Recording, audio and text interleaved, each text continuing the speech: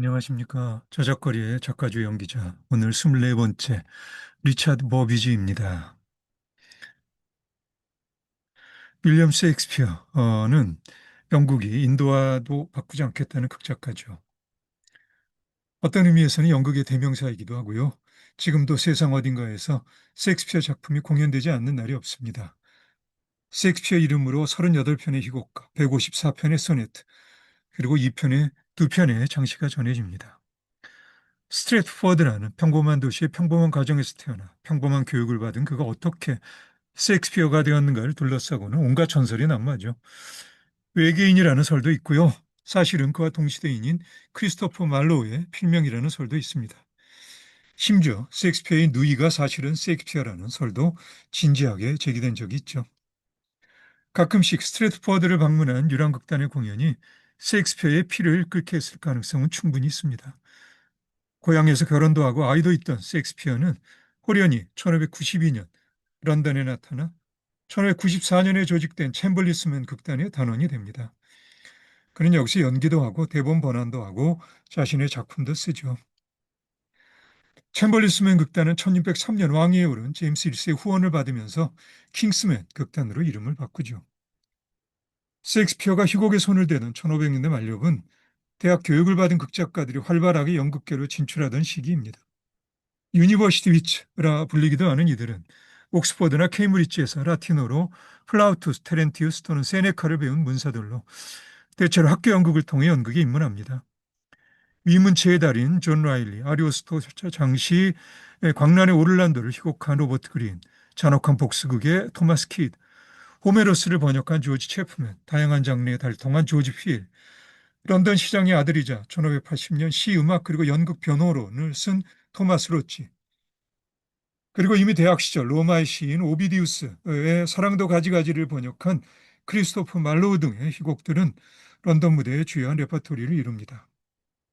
셰익스피어가 늘로부터 영향받은 것은 확실하죠. 햄릿의 원작자가 토마스 키드인 것은 거의 틀림없고요. 1590년 토마스 로치의 산문 로잘린드에서 셰익스피어의 뜻대로 하세요가 나옵니다. 뿐만 아니라 셰익스피어는 영향받을 수 있는 이 세상 모든 것에서 기꺼이 영향을 받습니다. 여기에 문학적으로 아주 원시적이던 영어를 차원이동시킨 시인 셰익스피어의 놀라운 언어 구사 능력이 작용하면 셰익스피어라는 불가사의가 탄생합니다. 셰익스피어가 극장만큼 연기에도 뛰어났는지는 확실하지 않습니다. 초기에는 주로 이런저런 단역들을 맡아서 연기했고요. 햄릿에서는 아버지 유령 역을 연기합니다. 셰익스피어가 합류한 챔벌리스맨 극단에는 헨리 콘델이나 존 해밍 같은 연기자들이 셰익스피어의 동료로서 함께 작업합니다. 이들은 성실한 연기자들이었고요. 무엇보다도 1623년 흩어져 있던 셰익스피어의 연극 대본들을 모아서 출판하죠. 앞에서도 언급했던 필립 헨즐러는 로즈 극장을 비롯해서 여러 극장들을 성공적으로 경영한 탁월한 흥행사이지만 극작이나 연기자적 능력과는 별 상관이 없습니다. 연기는 그의 사위 에드워드 엘린의 몫입니다. 에드 미러스맨 극단의 중심 연기자인 엘린은 르네상스 영국 연극의 위대한 비극 배우 중 하나이죠. 르네상스 영국 연극의 관객들은 기층에서 귀족까지 다양한 계급적 분포를 보이는데요. 좌석도 피트라 불린 입석, 일반석인 갤러리 또는 쿠션이 깔린 박석 등에 따라 등급이 나눠집니다. 한낮 5개 극장 분위기는 상당히 소란하고요. 이런 분위기에서 관객을 공연에 집중시키기 위해 공연은 강렬한 대사와 자극적인 효과, 그리고 연기자의 화려한 의상에 상당 부분 의존합니다. 로버트 그린의 광란의 오를란도 같은 비극은 연기자 에드워드 엘린에게는 제격인 작품이에요. 이런 작품의 절정에서 엘린이 절창의 대사를 할 때 엘린은 상대 연기자를 보고 연기하는 것이 아니라 바로 관객에게 대사를 내지릅니다. 바로 관객에게 들이대는 것인데 실제로 이런 방식의 연기는 엘린의 시대에는 일반적인 것입니다. 연기자들이 서로 눈을 마주치며 연기하는 것이 아니라 관객과 눈을 마주치며 연기하죠. 이렇게 화통 삶은 듯한 삶아 먹은 듯한 목소리에 아주 풍모가 당당한 연기자가 이 에드워드 엘린인데요. 여기 초상의 그의 풍모도 충분히 그렇게 짐작할 수 있죠. 예. 크리스토퍼 말로우의 탬벌린이나 포스터스 박사 또는 말타 유대인 등의 작품들에서 에드워드 엘린의 내지르는 연기는 엄청난 대중적 인기를 확보합니다.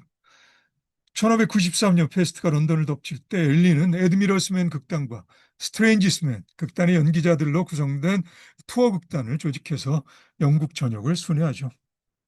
매 공연마다 작품이 바뀌는 당시의 관습에서 특히 엘린처럼 대부분의 대사를 소화해야 하는 연기자에게 걸린 부담은 막중합니다. 하루 전에야 내일 어떤 역할을 연기해야 하는지 알게 되는 경우도 비일비재한 것으로 보이고요. 에드워드 엘린은 1598년 명성의 절정에서 은퇴를 결심하는데 엘리자베스 여왕의 간곡한 요청으로 1604년까지 은퇴를 미룹니다. 일설에 의하면 포스터스 박사를 공연하는 중 실제 무대에서 악마를 본 엘린의 두려움이 그를 은퇴로까지 몰고 갔다고도 하고요. 흥행사로서 장인의 사업을 물려받은 엘린은 장인으로부터 왕을 위한 개싸움이나 소싸움 또는 곰싸움을 개최하는 역할까지 물려받습니다. 심지어 본인이 직접 제임스 1세가 보는 앞에서 사자를 길들이기도 했다고 하네요. 말년에 젠틀맨이라는 사회의 존경스러운 위치에까지 오른 엘린은 더리치에 대학을 세웁니다.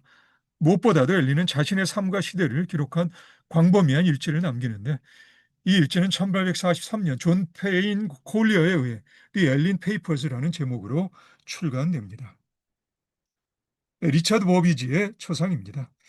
1576년 확실히 에드워드 엘린에 비해서 뭔가 좀 부드러운 품성의 내면이 초상에서 드러나는 것 같기도 하죠. 1576년에도 시어터 극장을 세운 제임스 버비지는 연기자였죠. 솔직히 제임스 버비지가 얼마나 뛰어난 연기자였는지 확실하진 않은데 그의 아들 리처드 버비지는 셰익스피어의 동료이자 위대한 비극 배우로 지금까지 칭송됩니다. 그의 형 커스버트 버비지도 연기자였고요. 어린 리처드 버비지는 아버지가 주역으로 있던 레스터스맨 극단에서 연기 수업을 시작한 것으로 보이는데 젊은 날에는 에드미러스맨 극단에서 에드워드 엘린하고 함께 연기합니다. 그러나 에드미러스 극단에서 섬세한 연기를 추구한 버비지의 연기는 엘린의 위풍당당한 연기에 눌려 빛을 발하지 못하죠.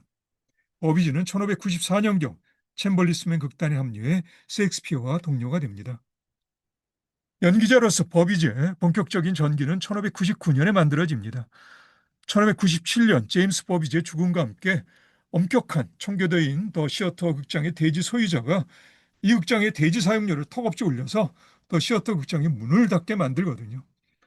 하지만 건축 자재에 대한 권리가 버비지 가문에 있었기 때문에 버비지 형제는 더 시어터 극장의 목재를 이용해서 1599년에 테임스강 건너 사우스워크에 새로운 극장을 짓는데 이 극장이 버비지와 셰익스피어의 요람 글로브 극장입니다. 이제 셰익스피어의 위대한 비극들이 탄생하고요. 위대한 비극 연기자 리처드 버비지의 무대가 마련되죠. 1603년 엘리자베스 여왕의 뒤를 이어 제임스 1세가 왕위를 물려받으면서 영국 연극사에서 스코틀랜드와 잉글랜드가 하나의 왕에 의해 통치를 받게 되는 제커비언 시대가 시작됩니다. 이에 챔벌리스맨 극단의 이름도 킹스맨 극단으로 바뀌고요. 버비지와 만난 후 셰익스피어 희곡에서 인물의 성격이 좀 더 복잡해지고 내면적으로 섬세해지는 것이 사실입니다. 이러한 변화는 어릴 때부터 무대 곁에서 성장해온 버비지의 풍부한 인생 경험과 함께 그의 연기적 성향과도 밀접한 관련이 있죠. 관객을 향해 토해내는 트럼펫 같은 엘린의 발성에 비해 버비지의 대사 처리는 좀 더 차분하면서 내면지향적입니다. 한편 관객에게 무게감을 주는 엘린의 장엄한 몸짓은 무대 위에 일정한 장소에 고정된 채 별다른 움직임이 없는 반면에 버비지의 움직임은 무대 전체를 활용합니다. 발성과 몸짓에서 버비지의 이러한 새로운 경향이 셰익스피어의 인물 창조에 어떤 식으로든 생산적으로 작용했음은 충분히 짐작할 수 있습니다. 햄릿, 오델로, 리어 맥베스, 그리고 셰익스피어의 마지막 작품 템페스트의 프로스페로를 생각해 보십시오.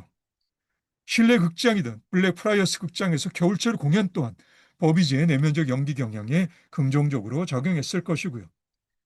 햄릿에서 햄릿의 입을 통해 셰익스피어는 유랑극단의 배우들에게 과정 없는 연기를 통해 세상을 비추는 거울이 되어줄 것을 부탁합니다. 거칠애적인 과장이 없고 깊이가 있는 연기라는 점에서 훗날 시인이자 극작가인 리처드 플랭로우가 쓴 것처럼 버비지가 여타의 평범한 연기자들과 구별되는 것은 분명합니다. 하지만 대부분의 관객들에게 연극은 세상의 거울이라기보다는 하나의 별천지고요. 무대 위에서 왕, 왕비, 왕자, 공주, 귀족, 부유한 상인, 성직자, 악당, 어릿광대, 마법사, 요정, 선남, 선녀, 범상치 않은 온갖 존재들이 그에 못지않게 온갖 별스런 기이한 상황들 속에서 삶의 영역과 인간사 희노애락을 관객으로 하여금 경험하게 하죠. 연극의 무대를 하나의 별천지로서 보다 세상에 거울로 보는 관객이라면 연기자의 연기를 삶에 대한 진지한 통찰의 계기로 삶을 뽑다 합니다. 그러나 거울이 세상을 왜곡시킨다고 생각하는 관객은 분노하겠죠. 특히 관객이 신앙심이 깊은 청교도라거나 귀층의 불손함이 신경 쓰이는 왕족이나 귀족 계급일 경우 자칫 연기자는 분노의 표적이 될 수 있습니다. 1597년 케임브리지 출신의 극작가 토마스 내시와 벤 존슨이 함께 무대에 올린 아일 오브 독스는 그 정치 풍자의 신라남으로 벤 존슨과 연기자들이 감옥에 갇히고요. 잠시 동안 런던의 모든 극장들이 강제로 영업정지를 당합니다. 1601년 2대 SS 백작인 로버트의 반란 직전의 공연을 리차드 2세가 엘리자베스 여왕을 노하게 할 수도 있었어요. 물론 이 당시 대본에서 리차드 2세의 폐위 장면은 검열에서 삭제되어 없습니다. SS 백작의 반란 후 어느 날 고문서를 묻던 여왕이 옆에 있던 사관에게 내가 리차드 2세야 그거 알아? 라고 말했다는 것은 유명한 전설이죠. 챔벌리스맨 극단은 SS 백산 처형 전날에도 여왕을 위해 공연합니다. 리차드 2세뿐만 아니라 셰익스피어가 창조한 불멸의 역할들 대부분을 연기한 버비지는 비교적 무난하게 이러한 위험한 고비들을 넘깁니다.